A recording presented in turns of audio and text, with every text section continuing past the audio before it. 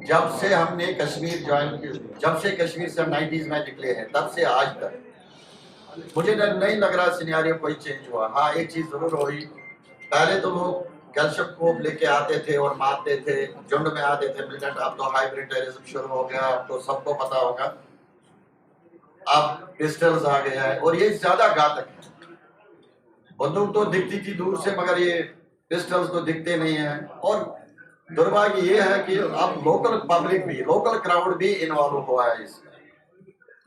तो जब हमारे एम्प्लॉय सारे बेचारे मारे गए, निर्मम हत्या की गई उनकी, तो हमने एक सरकार से गुहार लगाई, भाई हमें सेव कर दो, हम नहीं मरना चाहते ऐसे। तो हमने सरकार से एक डायलॉग प्रोसेस शुरू की। तब गवर्नर साहब ने, हमने एजिटेशन किया वहाँ कश्मीर में, आप सबों ने देखा होगा क्योंकि आप सब लोगों ने ही कवर किया था वो। तो आनंद फानन में गवर्नर साहब ने हमको बुलाया, तो एक मीटिंग हो गई। उस मीटिंग में कम से कम हम 25 डेलीगेट्स थे। तो मीटिंग में जब हम, गवर्नर साहब 2 घंटे उसने हमें टाइम दिया, 2 घंटे में हमने उससे जो बातें की, मगर at the end of the meeting कोई कंसेंसस किसी पे नहीं बनी। खाली आश्वासन दिए गए कि हम ये करेंगे, वो करेंगे, ये चीज करेंगे।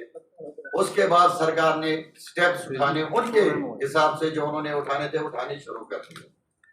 पहले उन्होंने एक ट्रांसफर पॉलिसी जो हम 12 साल से 2010 से मांग रहे थे कि अगर मेरी मिसेस अनंतनाग में है, मैं कुपवारा में पोस्टेड हूँ, हमें एक जगह कर दो, वरना परिवार निकल रहा है। सरकार ने कभी नहीं माना, मगर इन किलिंग्स के बाद आनंद फानन में उन्होंने ये डिसीजन ले लिया, तो ट्रांसफर्स की है।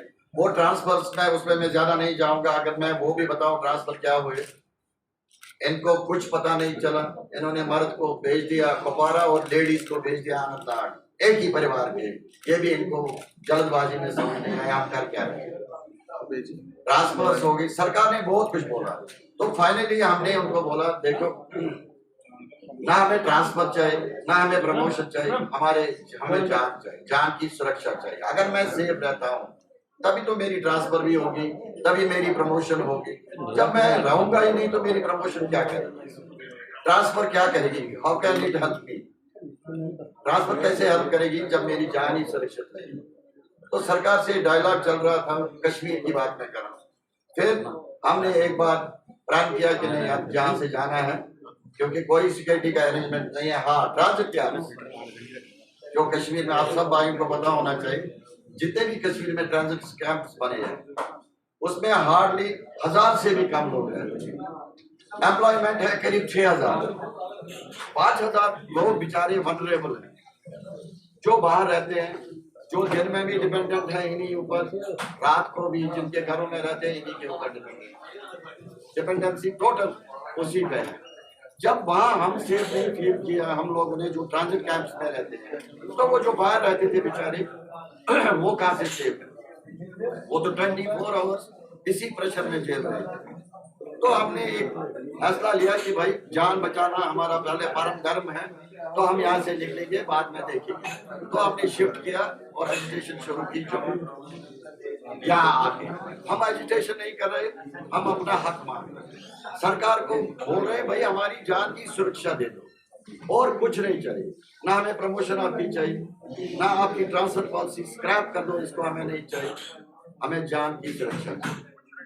तो तब से आज तक, आज के डेट तक सरकार का कोई नुमाइंदा हमारे पास नहीं है। इनफैक्ट हम बहुत सारे जगह पे गए, क्योंकि मैं अपॉर्चुनिटी ले लूंगा बोलने के लिए। हमने बीजेपी के दफ्तर में जो करंट डिस्पेंसेशन है उनके ऑफिस भी गए, उनके लोगों से हम मिले भी, मगर हमें आश्वासन ही मिलता गया, आप वेट करो, आप वेट करो, आप वेट करो, कुछ नहीं होगा। मगर हम वेट करते गए। 4 महीना, कितने दिन हो गया? 130 दिन, 130 डेज है पास। 130 दिन हमने वेट किया, मगर हमें कोई रिटर्न आश्वासन सरकार की तरफ से अभी तक नहीं आया। वर्बली सारे बोलते हैं, मगर हमारे साथ क्या दुर्भाग्य होता है, हमारी सैलरी बंद हो गई, हमारे शो का नोटिस आने लगे। केवल अगर आप लोगों ने देखा होगा, लेटेस्ट अभी TRF ने एक और लेटर निकाली है गुलाम नबी आजाद साहब के, आप सबों ने देखा होगा।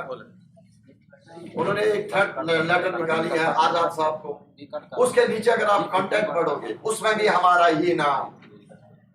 लेटर उनको निकाला, मगर यूज किया गया हमको।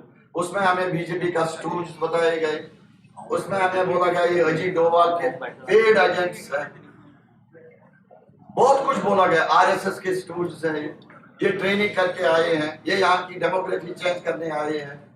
तो देखो अगर इतनी क्रिटिसिज्म, इतना जहर भरा हुआ है उनके दिमाग में, तो हम एज एम्प्लॉय निहत्ते क्या करेंगे?